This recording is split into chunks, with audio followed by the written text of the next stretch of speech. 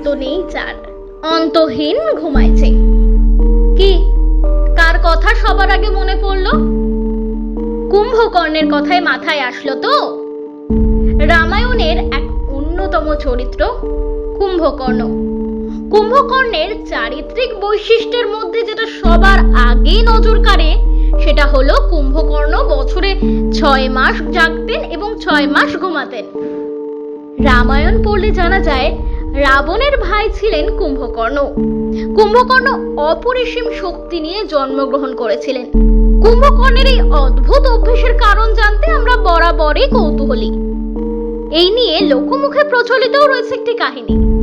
চলুন সেই কাহিনী এর পাশাপাশি কুম্ভকর্ণের অনেক অজানা তথ্য আপনাদের সকলকে দেব।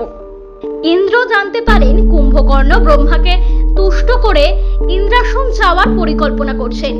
তাই ইন্দ্রদেব দেবী সরস্বতীকে অনুরোধ করেন কুম্ভকর্ণের জীব আড়ষ্ট করে দেওয়ার জন্য। তাই যখন কুম্ভকর্ণ বর প্রার্থনা করেন তখন দেবী সরস্বতী তার জিহ্বা বেঁধে দেন ইন্দ্রের অনুরোধে। তাই কুম্ভকর্ণ ইন্দ্রাসন চাওয়ার পরিবর্তে নিদ্রাসন চেয়েছিলেন।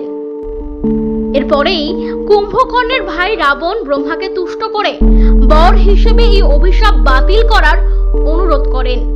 কিন্তু ব্রহ্মা জানান কোনো বর দিয়ে দিলে তা ফেরত নেওয়া যায় না। তবে তিনি এও জানান তিনি এই বর কিছুটা হলেও পরিবর্তিত করতে পারবেন।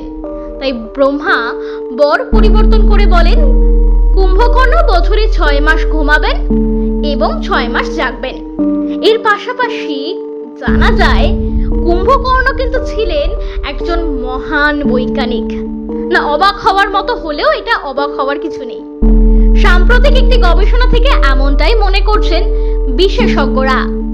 তারা জানাচ্ছেন যে কুম্ভকর্ণের বিভিন্ন কাজকর্ম থেকে এটাই প্রমাণিত যে তিনি একজন বৈজ্ঞানিক ছিলেন।